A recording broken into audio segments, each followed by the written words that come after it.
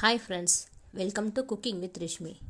இன்றைக்கி நம்ம 1 கப் கோதுமை வச்சு முட்டை, பேக்கிங் பவுடர் எதுவுமே இல்லாமல் ஒரு சாஃப்டான கேக் ரெசிபி எப்படி செய்கிறது தான் பார்க்க போகிறோம். வாங்க வீடியோக்கு போகலாம். நான் 3/4 கப் சுகர் எடுத்துருக்கேங்க. இது கூடவே 2 ஏலக்காய் சேர்த்துக்கிறேன். இப்போ இது 2 சேர்த்து நல்லா ஃபைனாக பவுடர் ஆக்கிக்கலாம். இதை நான் மிக்சர் ஜாருக்கு மாற்றிக்கிறேன். இது கூடவே 1/4 டேபிள் ஸ்பூன் உப்பும் சேர்த்துக்கிறேன். இது 3த்தையும் சேர்த்து இப்போ நல்லா ஃபைனாக அரைச்சிக்கலாம். பாருங்கள், இப்போ நல்லா ஃபைனாக பவுடர் அரைச்சிக்கிட்டேன். இதை நம்ம இப்போ ஒரு பவுலுக்கு ட்ரான்ஸ்ஃபர் பண்ணிக்கலாம். உங்களால் எந்தளவுக்கு ஃபைனாக அரைக்க முடியுமோ அந்தளவுக்கு ஃபைனாக அரைச்சிக்கோங்க. இது கூடவே 1 கப் கோதுமை மாவு சேர்த்துருக்கேங்க. அந்த வீடியோ ஸ்கிப் ஆகிடுச்சு. இது கடியில் கோதுமை மாவு இருக்குது பாருங்கள். எந்த கப்பால் சர்க்கரை அளந்தீங்களோ அதே கப்பால் 1 கப் கோதுமை மாவு எடுத்திருக்கேன். இது கூட 1/2 டேபிள் ஸ்பூன் பேக்கிங் சோடா சேர்த்துக்கலாம், சோடா உப்பு. அடுத்து காய்ச்சி ஆறின பால் எடுத்துக்கிறேங்க.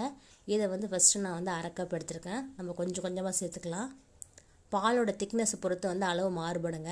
அதனால் நம்ம கொஞ்சம் கொஞ்சமாக சேர்த்துக்கலாம். எனக்கு டோட்டலாக பார்த்திங்கன்னா 1.25 கப்பு அளவு தேவைப்பட்டுச்சு. கொஞ்சம் கொஞ்சமாக சேர்த்து நல்லா மிக்ஸ் பண்ணிக்கலாம். இதில் இன்னும் கூட கொஞ்சம் பால் சேர்த்துக்கலாம். ஒரே டைரக்ஷனில் கைவிடாமல் நல்லா மிக்ஸ் பண்ணிங்கன்னா உங்களுக்கு கட்டி இல்லாமல் இருக்கும். இந்த மாவோட பாதம் ரொம்ப முக்கியங்க. இட்லி மாவு மாதிரியும் இல்லாமல் ரொம்ப தண்ணியாகவும் இல்லாமல் பார்த்துக்கோங்க. இப்போ நான் டோட்டலாக 1.25 கப்பு பால் சேர்த்துருக்கேங்க. இப்போ இது ரெடி ஆகிடுச்சு. இது கூட கடைசியாக 2 டேபிள் ஸ்பூன் ரீஃபைண்ட் ஆயில் விட்டுக்கலாம். இதையும் சேர்த்து இப்போ ஒரு நல்லா மிக்ஸ் பண்ணிக்கிறேன். இப்போ பாருங்கள், எல்லாம் நல்லா ஒன்று போல் கலந்து வந்திருக்கு பாருங்கள்.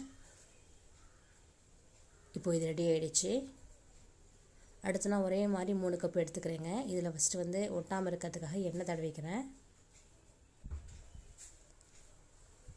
எல்லாத்துலேயும் சைட்லேயும் அடியிலையும் நல்லா சளிக்கு எண்ணெய் தடவிக்கோங்க. நெக்ஸ்ட் இதில் கோதுமை பவுட்ரு கொஞ்சம் சேர்த்துக்கிறேங்க. சேர்த்து இதே மாதிரி தட்டி விட்டிங்கன்னா எல்லா சைடும் ஒட்டி பிடிக்காமல் இருக்கும். ஓரங்கள்லேயும் தட்டி விடுங்க, அடியிலையும் தட்டி விடுங்க. எக்ஸஸாக இருக்க பவுடரை நீங்கள் ரிமூவ் பண்ணிவிடுங்க. இப்போ இது போல் எல்லா கப்பும் ரெடி பண்ணிட்டேன். இப்போ இதில் நம்ம மாவை ஃபில் பண்ணிக்கலாம். ஃபில் பண்ணும்போது 1/2 கப்புக்கு மேலே ஃபில் பண்ணாதீங்க. ஏன்னா கேக் நல்லா புஷ்ஷுன்னு உப்பி வரும். 1/2 கப்லேருந்து 3/4 கப் வரையும் நம்ம ஃபில் பண்ணிக்கலாம். அதுக்கு மேலே ஃபில் பண்ணிங்கன்னா வழிஞ்சு வெளியே ஊற்றும். இப்போ இது எல்லாத்தையும் ஒரு தட்டு தட்டிக்கிறேன். இப்போ இது ரெடி ஆகிடுச்சு. அடுத்து பாருங்கள், குக்கர் வச்சுக்கிறேன் அடுப்பில். ஒரு 5 நிமிஷம் ப்ரீ ஹீட் பண்ணிக்கலாம். இது கடையில் ஒரு பிளேட் போட்டுக்கிறேன். குக்கரில் பார்த்தீங்கன்னா நீங்கள் வெயிட் போட தேவையில்லை, அதேமாரி பெல்ட்டு போட தேவையில்லை. நான் மேலே வெயிட்டும் போடலை, உள்ளார பாருங்கள் பெல்ட்டும் போடலை.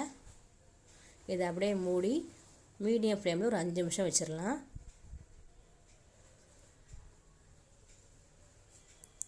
இப்போ 5 நிமிஷம் ஆகிடுச்சு. குக்கர் ப்ரீ ஹீட் ஆகிடுச்சு. இப்போ இதுக்கு மேலே ஒரு பிளேட் வச்சுக்கிறேன்.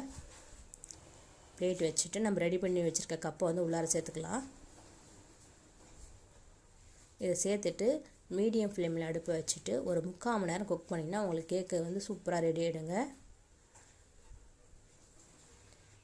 இப்போ 3/4 மணி நேரம் ஆகிடுச்சு. ஓப்பன் பண்ணி பார்க்கலாம். பாருங்கள், இவ்வளோ சூப்பராக வந்திருக்கு கேக்குன்னு.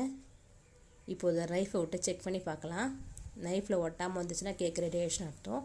இன்கேஸ் உங்களுக்கு நைஃப்பில் விட்டுச்சுன்னா மூடி இன்னும் ஒரு 5 நிமிஷம் குக் பண்ணிங்கன்னா உங்களுக்கு ரெடி ஆகிடும். இதை நம்ம இப்போ பிளேட்டுக்கு மாற்றிக்கலாம். இதை நீங்கள் உடனே எடுத்திங்கன்னா உங்களுக்கு எடுக்க வராது. இது நல்லா கம்ப்ளீட்டாக ஆனதுக்கப்புறம் தான் எடுக்கணும். இப்போ நல்லா ஆறிடுச்சு. பாருங்கள், கத்தியால் சைடை கொஞ்சம் கீறி விட்டிங்கன்னா உங்களுக்கு ஈஸியாக எடுக்க வரும்.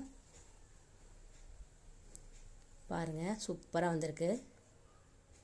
இந்த கிண்ணத்தை கொஞ்சம் பாருங்கள், அடி பிடிக்கவே இல்லை. இதே போல் அடுத்தது எடுத்துடலாம்.